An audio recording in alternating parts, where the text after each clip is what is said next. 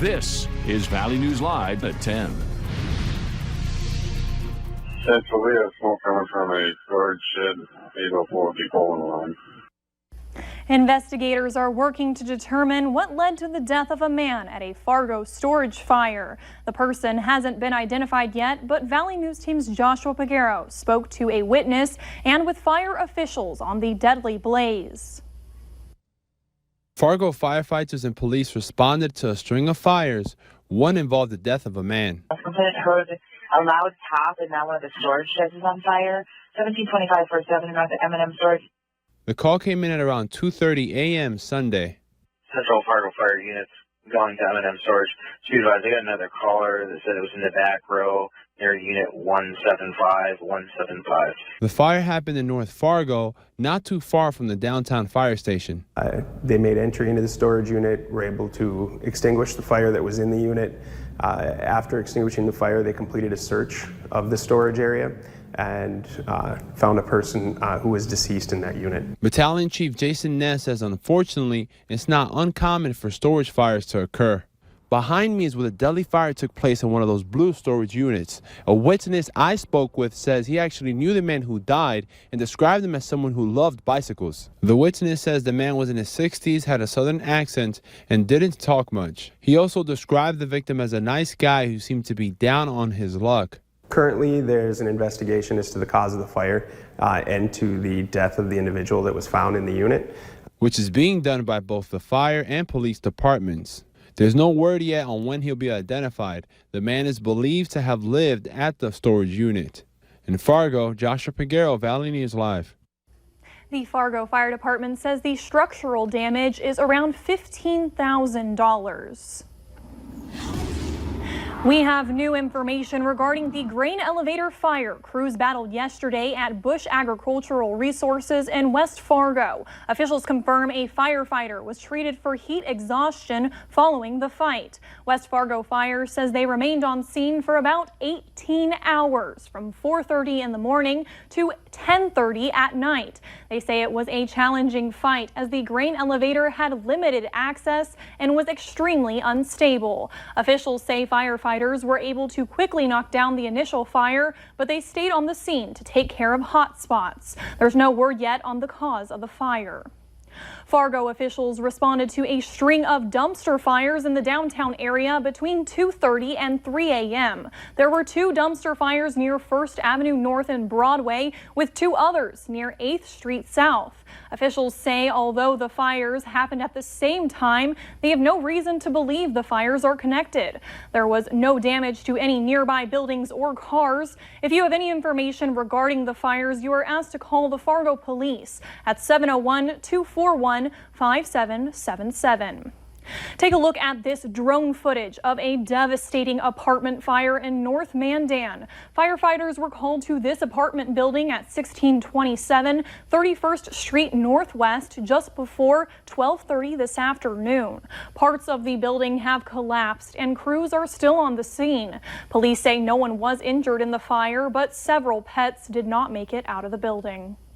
We now know the name of the man who was killed in a rollover tractor accident Friday in Trail County. He's 77-year-old Alton Anderson. Anderson was driving alongside a ditch near Portland when his tractor sunk into a hole and rolled as a result. Anderson died at the scene because of his injuries. An agriculture plane flying east of Wolverton was forced to make an emergency landing yesterday evening. Officials say the pilot made a call around 6:45, reporting that his plane's engine seized while making a pass and made an emergency landing in a soybean field. The pilot was not injured and the plane took minimal damage. However, the plane was still loaded. Several gallons of chemicals leaked into the field. The owner of the field was notified.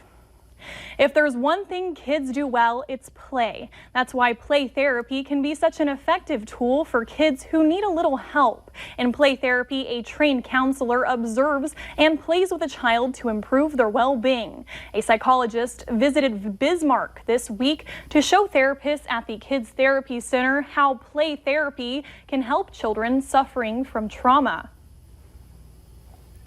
Well, the child comes in, and in our model, the child is the director of the play, and what happens is the child starts playing and the trauma experience starts emerging into their play. And it comes from a sensory perspective. So they start feeling old feelings in their body as they start playing. Norton says therapy can help with aggressive or inappropriate behavior. Junkyard Brewery teamed up with the Moorhead Police Department for their Brats and Badges event today. From 4 to 8, people were able to make donations to help pay for canine safety equipment, all while enjoying some hot dogs and meeting the dogs. The department even brought out their newest addition to the team, 15-month-old Canine Cash. We've been trying to add more philanthropy events to our events calendar here at the brewery, and we like to incorporate other parts of our community. There's actually a good number of Moorhead police officers that like to come to our brewery, so we're like, oh, well, let's team up with them and have some fun. All the food from today's event was donated by Costco. Junkyard says they'll be having more philanthropy events coming soon, so make sure you're checking in with their Facebook page. A gun range in West Fargo is trying to find creative ways to keep its doors open and make improvements. The Red River Regional Marksmanship Center is wanting funds to install an AC unit at their pistol range. One idea the range is considering is offering shooting classes for kids and adults, teaching them how to operate a gun safely. They're also thinking about offering rifle and handgun cleaning classes. I don't think it's a bad idea for people to know how to use it. If they don't want to, that's fine. That's their choice. But they should know how. And that's what we want to do here. The center is also looking to improve sound abatement in its rifle range. Severe weather has swept through some of the areas in the valley today. This video is from Fergus Falls as they had thunderstorms bringing large hail as well as downed trees and power lines. Valley News Team's Callie Hubbard is in Fergus Falls with the latest. Callie, what's going on out there? Yes, hi Katie. It has been definitely a quite interesting afternoon for those living here in Fergus Falls. I'm here along Vernon Avenue where this tree actually toppled over onto this house. Now this is just one of the many. Let me take a step out of the frame just so I can zoom in to show you just the roots on this tree. I'm going to zoom in here. And Mother Nature did not just take out this one tree. She took out two if you go to the side here. And crews are actually working to get the tree off of this house. It's expected to get this tree off the house. It'll be around $3,000. Now, a family I spoke with today said that they saw quarter-size hail falling from the sky before they went to take shelter. All of a sudden, it was a sheet of rain that went by, and we were sitting watching the news, of course, and my mom looked at me and said, "Get away from the window," and we both hopped up off the couch. A giant boom at one part, and I screamed because it scared me. It was quite the storm, I'd say. Now, many parts of Fergus Falls are still without power. That's more of the southeast region. I spoke with the Otter Tail Electric Company or power company rather, and they told me that they're still working to restore power. I actually spoke with a couple that was staying in Burger King because they said their house was too hot. They had a newborn baby, so they're going to be sticking around there in the air conditioning until their power does come back on. Reporting live in Fergus Falls, Callie Hubbard, Valley News Live. Callie, thank you for that live report. Valley News Live 10 at 10 continues with No Wait Weather. Let's take a live look outside the Valley News Live Storm Team Skycam Network shot in Fargo as we are seeing partly to mostly cloudy skies as of right now. It is dry, but it is very mild and humid for this time of night and this time of year. First off, into Lakes Country where they got those storms, we're seeing some 60s to mid 70s on the map right now. But as you make your way from the Fargo area out toward Valley City and Jamestown, some upper 70s on the map, and into the northern half of our viewing area, upper 70s to near 80, a little cooler into portions of northwestern Minnesota. Let's take a look at the current wind speeds. Winds mainly from the south or southeast around 5 to 15 miles per hour, but the humidity is very oppressive, especially in the western portion of our viewing area. We're seeing dew point values of mid 70s from Jamestown, Devil's Lake into the northern valley into northwestern Minnesota, slightly drier from the Fargo area into Lakes Country. We're only into the upper 60s to near 70. Still very humid outside. Here's a look at the satellite loop, though. We are seeing decreasing clouds, mainly dry conditions, with skies becoming mostly clear to partly cloudy. The storm complex that made its way through this afternoon is now on the Minnesota and Wisconsin county border. We'll move into portions of northern Wisconsin going through the next few hours.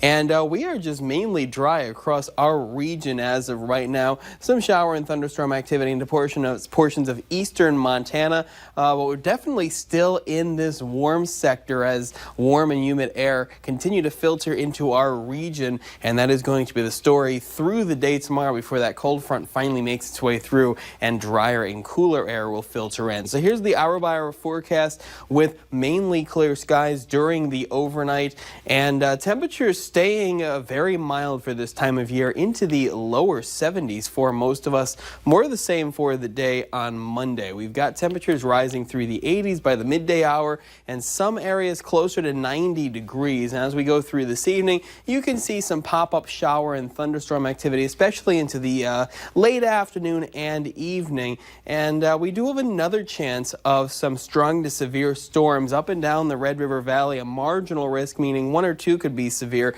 A more widespread severe event from the Bemidji area in Hubbard and Wadena County and points off to the east as we go through the afternoon tomorrow. So there's your partly cloudy to mostly clear skies with the storm chances into the late afternoon and evening. Another very humid day with high temperatures near that 90-degree mark in the Red River Valley area and surrounding the valley into the mid to upper 80s with those storm chances into the afternoon and evening. Now, the hour-by-hour forecast for Tuesday shows that we are going to see more active weather patterns. Every once in a while, we will have these waves make their way through, and they will spark off the chance of some showers and thunderstorms. And our next chance after Monday is into Tuesday evening, another chance of some showers and storms, all part of an active weather pattern that will last through most of the week. Here's the photo of the day. It's called Flying Formation in Leonard. Thank you to Wade for this one. Using the background of the 7-day forecast, and there's your highs near 90 on Monday with a chance of some showers and storms for Tuesday and a better chance on Wednesday, and we still can't get rid of them for Thursday. Lower to mid 80s though, so not as warm to go through midweek. And then mainly sunny skies Friday, Saturday, and Sunday as temperatures fall from near 90 Friday and back through the 80s for next weekend. I'm sure a lot of people are looking forward to that break from the moisture later this week. Yeah, break from the moisture for this weekend. Hopefully we get a lot of sunshine and temperatures still seasonably warm. All right, thank you, Justin. Still ahead tonight, a skydiving trip turned deadly. See the video coming up next on Valley News Live at 10.